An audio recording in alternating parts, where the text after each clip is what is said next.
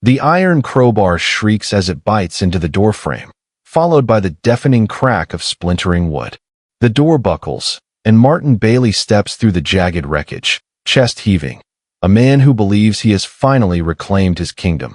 He finds Ruthie Nalabuga exactly where he left her, cornered against the kitchen counter, her deep, warm brown skin pale in the moonlight, hands raised in a plea that only fuels the ugly satisfaction blooming in his chest. He raises the iron bar, his mouth twisting into a sneer as he prepares to speak. But the air in the room is suddenly cut by a sound that doesn't belong to a victim. Clink. The slow, rhythmic settling of ice against a crystal glass of whiskey rings out from the corner of the room. Martin freezes. From the velvet armchair, the one he hadn't even glanced at, a shadow shifts. John Songan sits perfectly still, his slicked-back black hair shimmering like obsidian. He doesn't look at the broken door. He doesn't look at the crowbar. He simply adjusts a heavy signet ring on his finger, the black dragon tattoo on his neck appearing to coil in the low light. Martin. The voice is quiet, sharp, and carries the terrifying weight of a man who owns every floorboard he stands on. You've made a mess of my evening, and you're much louder than your debt suggests you have the right to be. Only now does the adrenaline in Martin's veins turn to ice. In his mind, he wasn't a criminal. He was an enforcer of his own order, a man who thought Ruthie was his to break.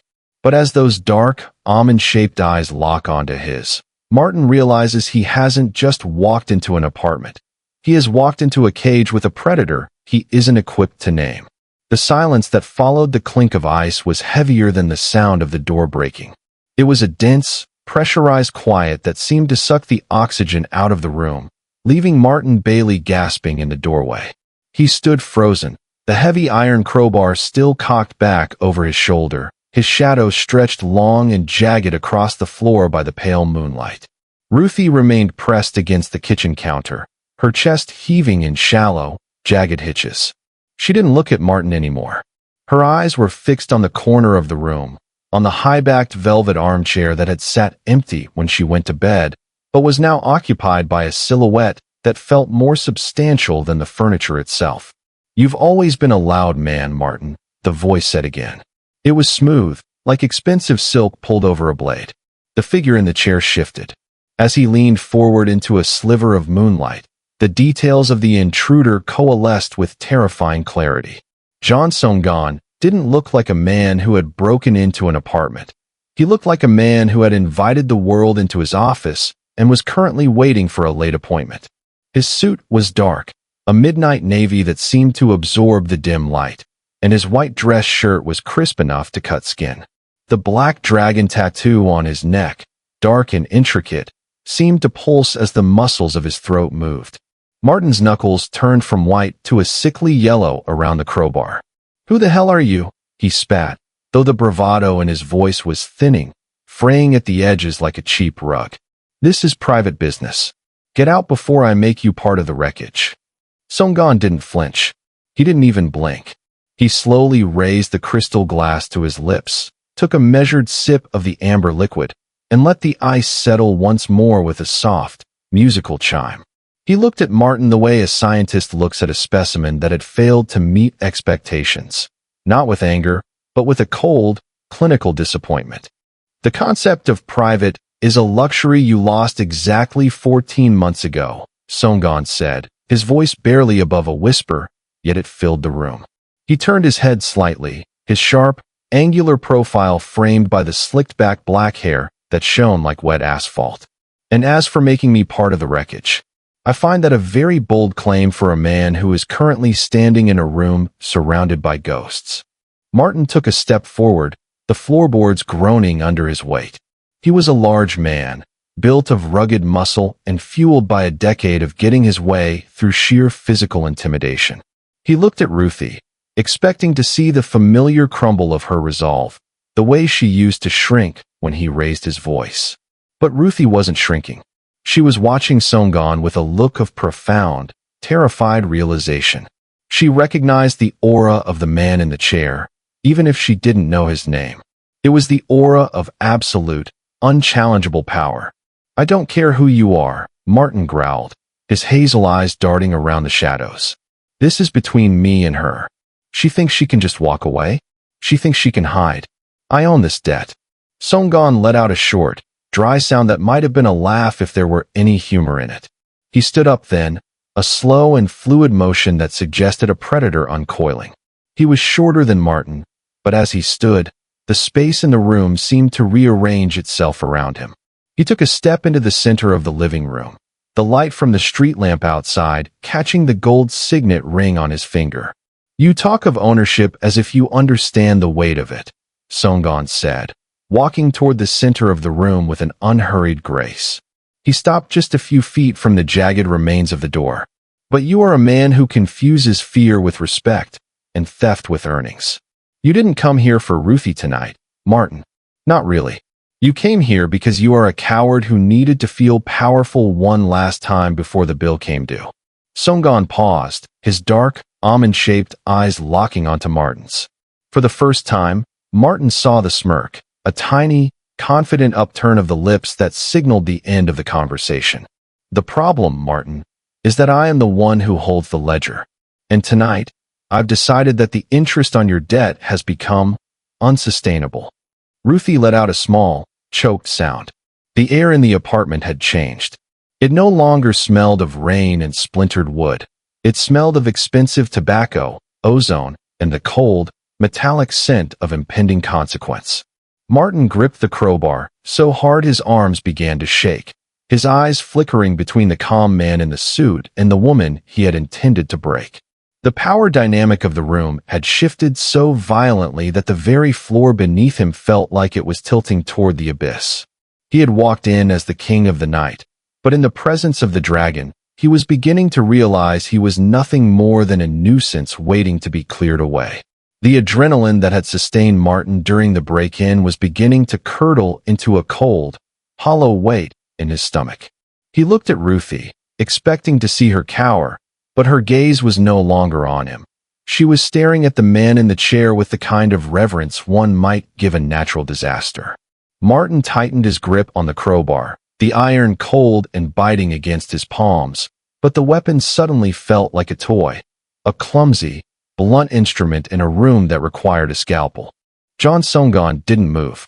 He sat with a terrifying, unhurried stillness, the kind of posture that suggested he didn't need to be ready to fight, because the fight had already been decided before the door hit the floor.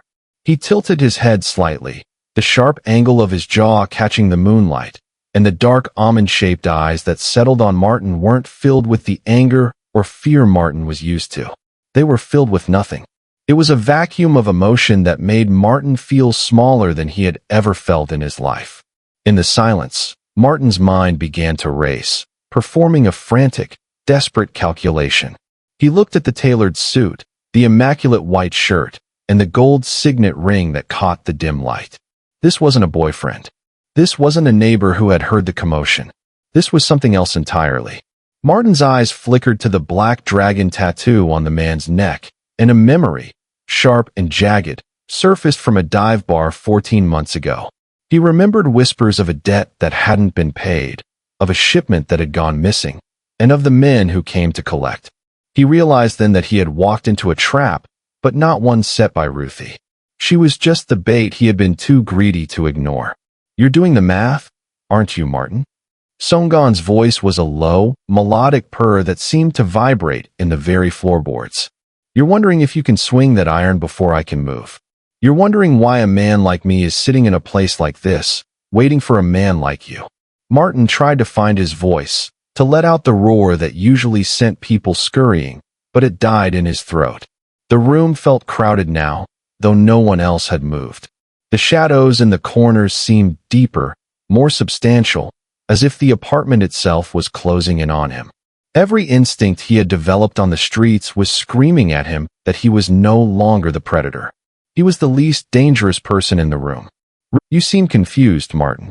You think you're here for a woman, but you're actually here for an audit, Songgon said, his voice cutting through the humid air of the apartment like a chilled blade. 14 months ago, you were a driver for a logistical firm in the docks, a firm that handled certain, sensitive crates for my associates. One of those crates was opened. A prototype, a small piece of hardware that didn't belong to you, went missing on your shift. Martin's mouth went dry. The memory hit him with the force of a physical blow. The heavy wooden crate, the pry bar, the shimmering black drive he'd snatched, thinking it was something he could pawn for a few $1,000s. He had hidden it in the one place he thought no one would look, tucked into the spine of a heavy medical textbook in the box of things he'd left at Ruthie's place during their final, violent blowout. "I didn't take nothing," Martin stammered, the lie sounding thin and pathetic even to his own ears. Songgon sighed, a soft sound of genuine disappointment. "The principle of your debt, Martin, was the hardware.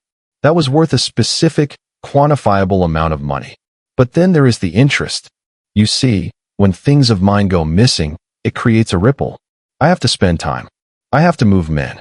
I have to sit in a drafty apartment for 3 hours waiting for a small man with a large ego to break down a door." He gestured vaguely at the splintered wood on the floor. "The interest is the disrespect. The interest is the disruption of my peace. And most importantly, the interest is the 14 months of silence you thought was freedom.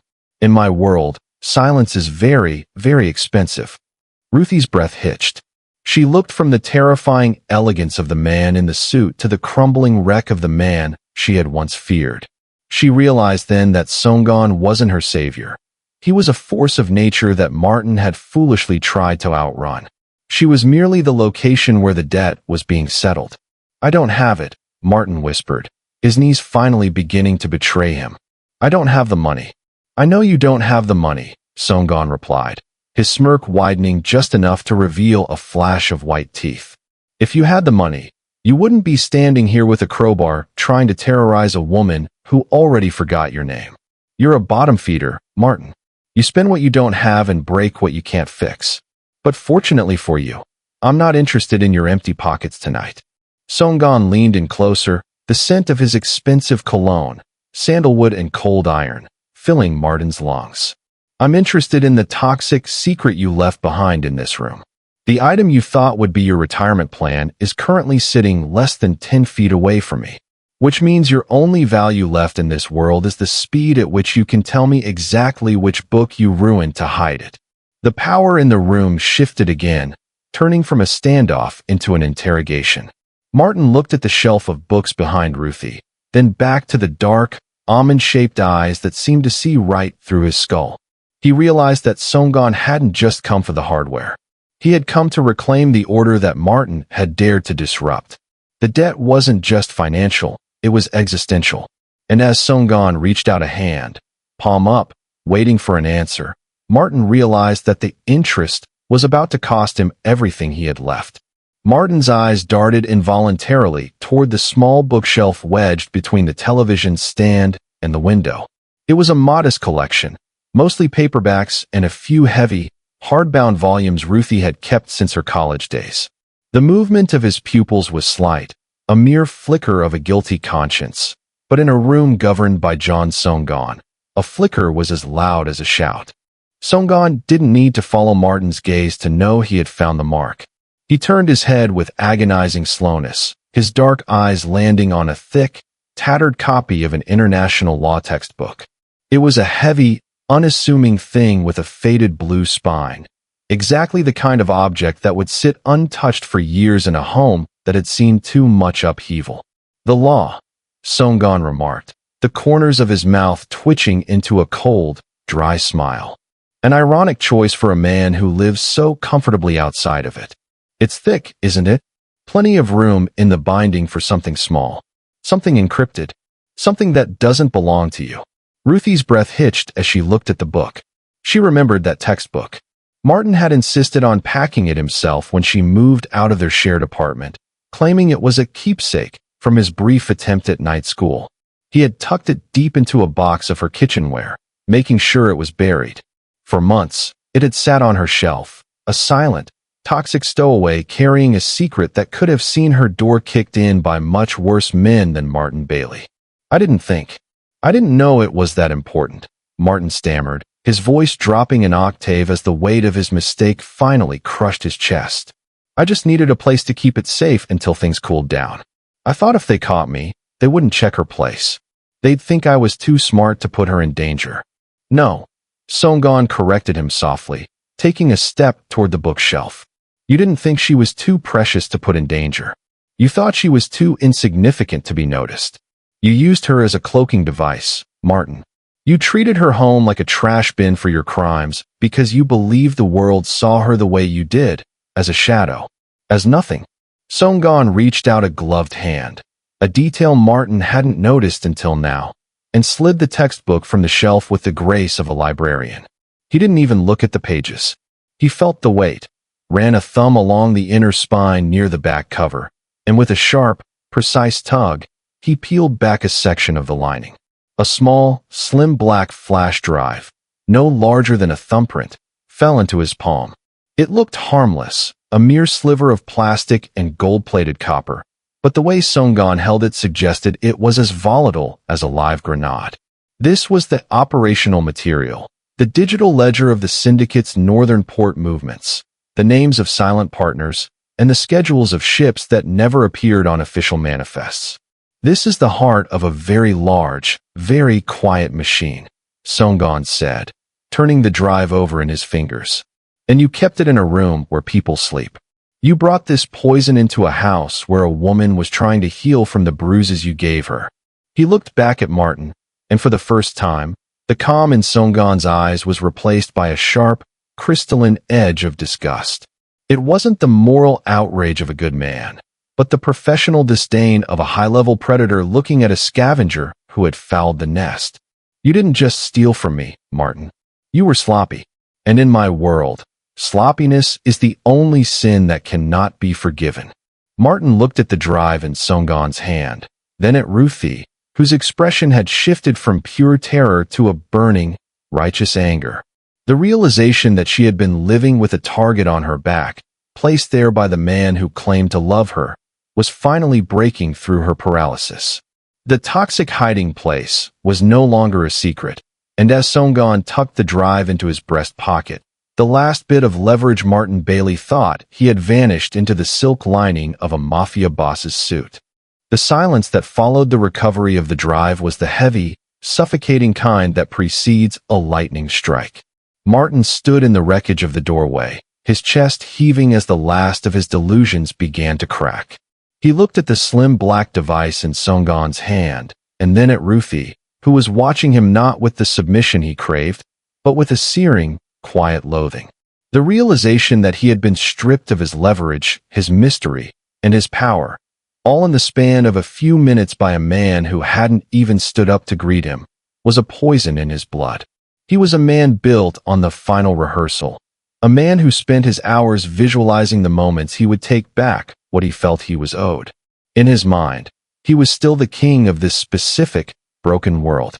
He looked at Songon, the tailored suit, the immaculate hair, the cool architecture of an accent that made every word sound like a decree, and he saw something he hated more than the law. He saw a man who didn't fear him. You think you can just walk in here and take what's mine? Martin's voice was a low, jagged rasp. The fear was still there, coiled in his gut, but it was being rapidly overtaken by a blind, bourbon-soaked fury. You think because you've got a fancy suit and a couple of riddles that I'm just going to let you walk out of here? Songon didn't answer immediately. He didn't even look up. He was busy smoothing the edge of the textbook's binding, his touch almost reverent. It was never yours, Martin, he said softly. You were merely a courier who forgot his place. A temporary vessel for a permanent asset. I ain't a vessel, Martin roared. The sound was raw and primal, echoing off the kitchen tiles and making the remaining glass in the doorframe rattle. And she ain't a witness. She's mine. This is my house. This is my night. Ruthie flinched, her back hitting the cabinet handles, but Songon simply exhaled, a sound of weary resignation. This was the moment Martin had rehearsed in 100 dark alleys and lonely rooms.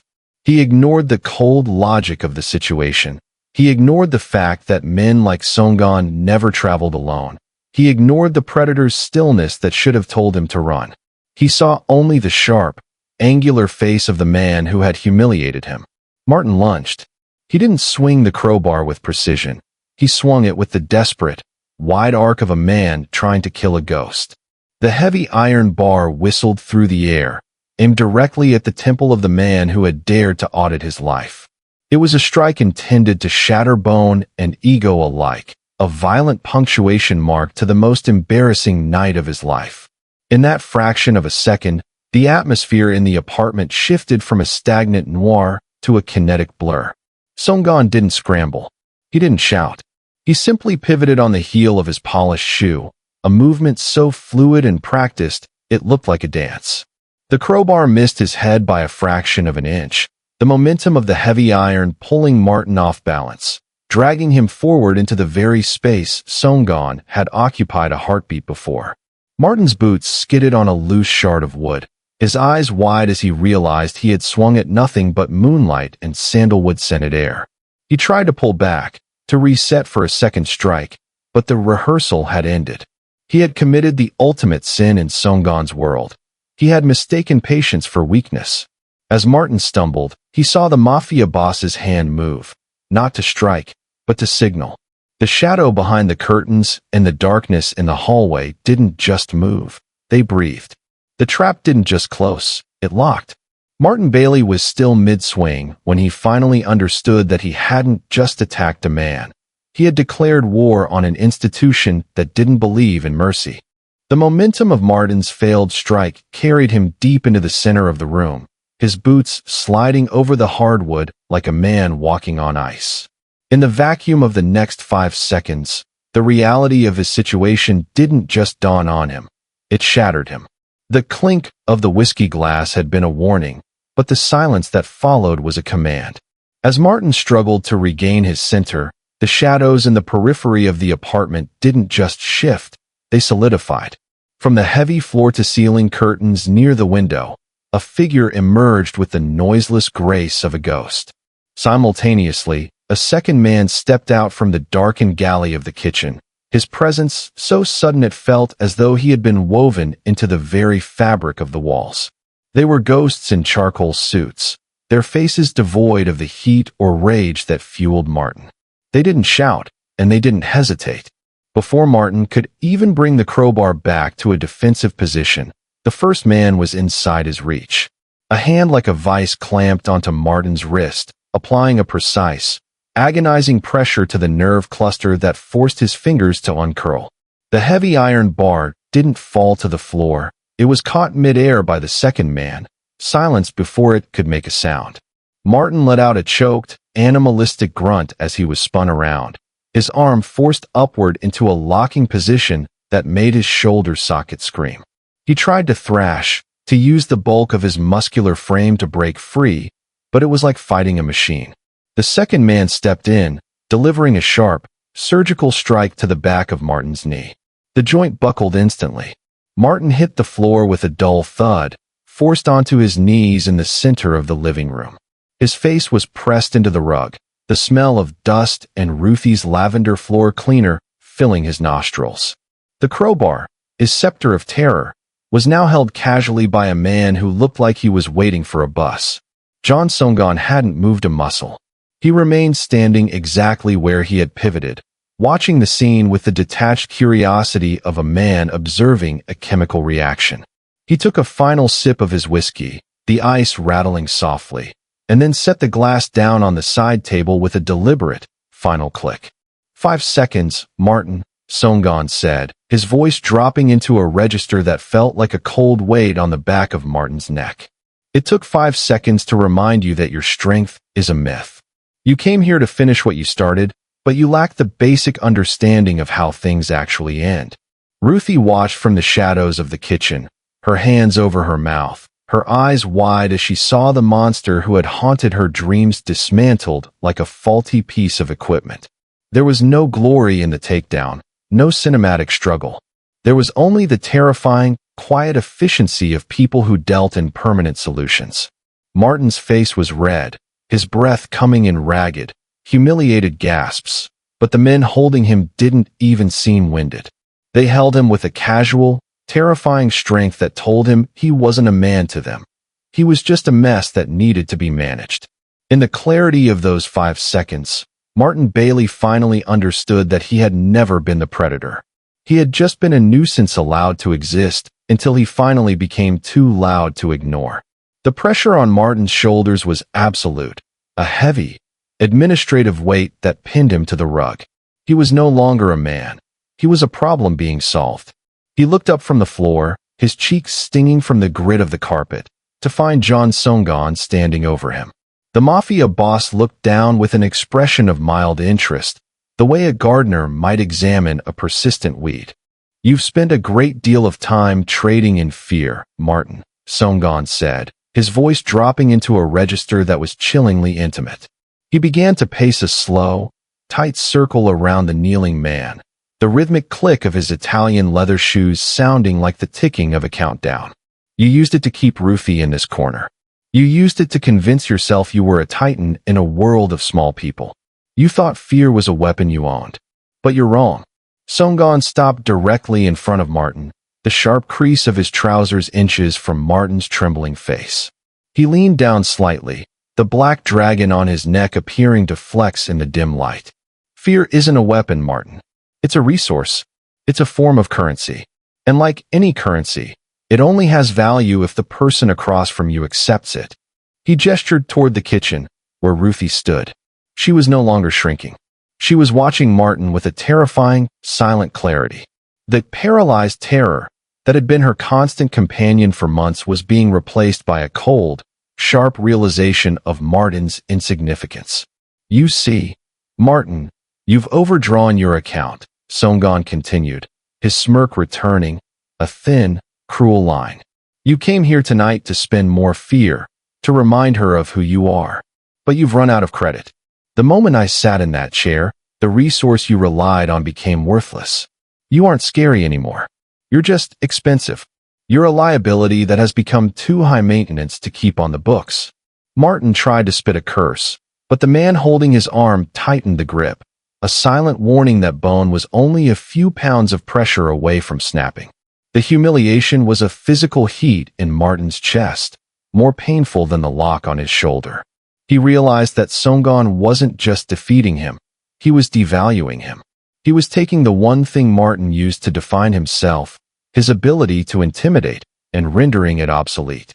"In my world," Songan whispered, "we don't kill people for being evil.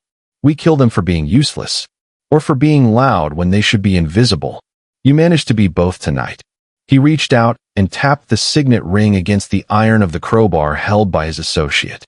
The metallic ring was final, a gavel coming down in a silent courtroom. "The verdict is simple, Martin. You are no longer a person of interest. You are just a debt that is being settled. And since you cannot pay in currency, and your fear is no longer accepted here, we are going to have to find another way to balance the ledger." Martin looked into those dark, almond-shaped eyes and finally saw his future. It wasn't a prison cell or a courtroom. It was a black SUV and a long, quiet drive into the dark where no one would hear him try to negotiate. The fear he had spent his life inflicting on others had finally come home, and it was a debt he had no way to survive. The transition was clinical, stripped of the theatricality Martin had always relied on to fuel his own ego. At a slight, almost imperceptible nod from Songan, the two men in charcoal suits hoisted Martin from the floor. They didn't drag him. They moved him with a terrifying, synchronized efficiency that made his struggling look like the twitching of a trapped insect.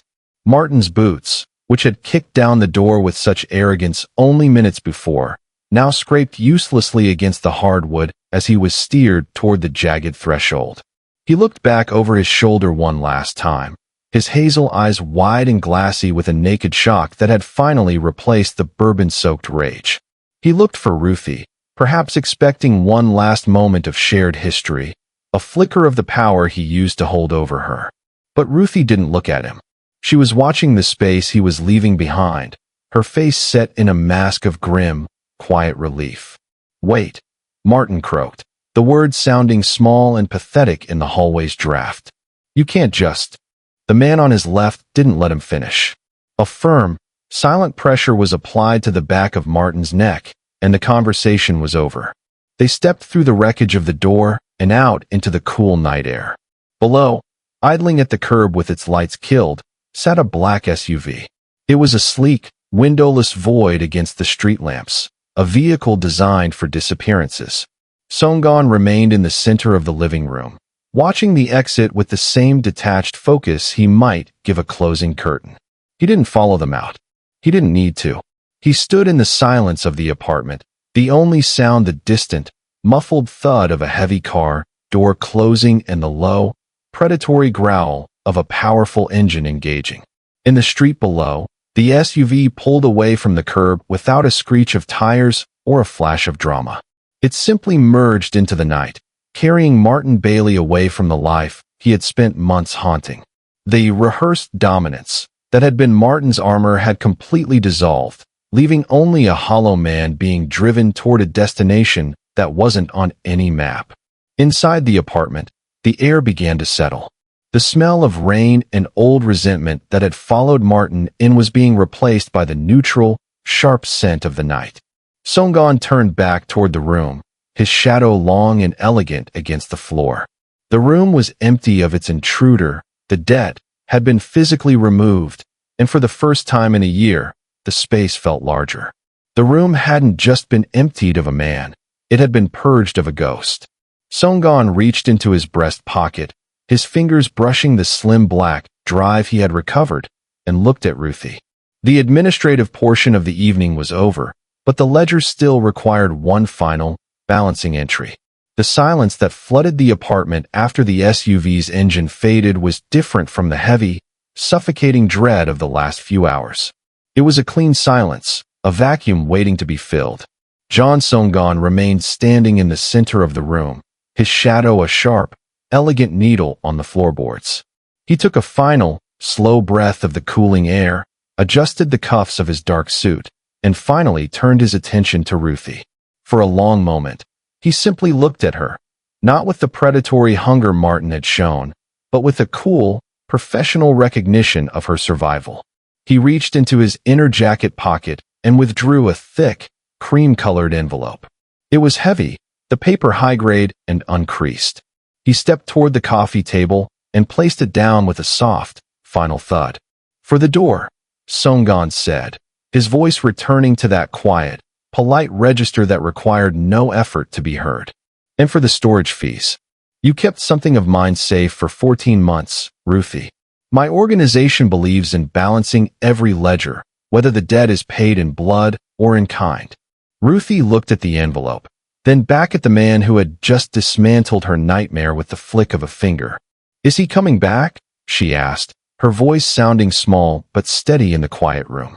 Songgon tilted his head, the black dragon on his neck catching the first, faint gray light of pre-dawn. "In my world, a settled account is never reopened. Martin Bailey has been moved to a different department. He no longer has the capacity to haunt this address. You have my word, and in the circles I travel, that is the only law that never breaks." He didn't wait for a thank you. He didn't offer a handshake. Songgon simply turned and walked toward the jagged, broken frame of her front door. As he stepped over the splintered wood, he paused, looking out into the hallway as if checking for rain. "Get a better lock, Ruthie. Not for men like me. We don't need doors, but for yourself. You should sleep better than you have been." Then he was gone. There was no sound of footsteps, no echo in the hall, just the sudden absence of a weight she hadn't realized was so heavy. Ruthie stood still for a long time, watching the gray light of morning bleed through the window, turning the shards of glass on the floor into tiny, glittering diamonds. She moved slowly at first, her limbs stiff from the hours of terror. She found the broom in the kitchen closet, the wood of the handle familiar and grounding in her palm. She began to sweep. She worked methodically, starting from the kitchen counter where she had been trapped and moving toward the center of the room. The glass rang faintly against the hardwood, small, clear, musical sounds in the growing light. Each stroke of the broom was a reclamation. She swept away the fragments of the door Martin had shattered. She swept away the dust of the fear he had used to bind her. As the sun began to crest over the city skyline, painting the room in shades of amber and rose, Ruthie looked at the high-backed velvet armchair. It was empty now, just a piece of furniture again. She walked to the window and opened it, letting the cool, Morning air rushed in to clear the last traces of sandalwood and bourbon. The radical, unremarkable quiet of a new day settled over the apartment. Ruthie leaned against the windowsill, her deep brown skin warmed by the rising sun, and watched the street below come to life. The ledger was balanced. The ghosts were gone. For the first time in years, the silence of the room held nothing to be afraid of. It was just her, the morning, and a life that was finally, unambiguously, her own.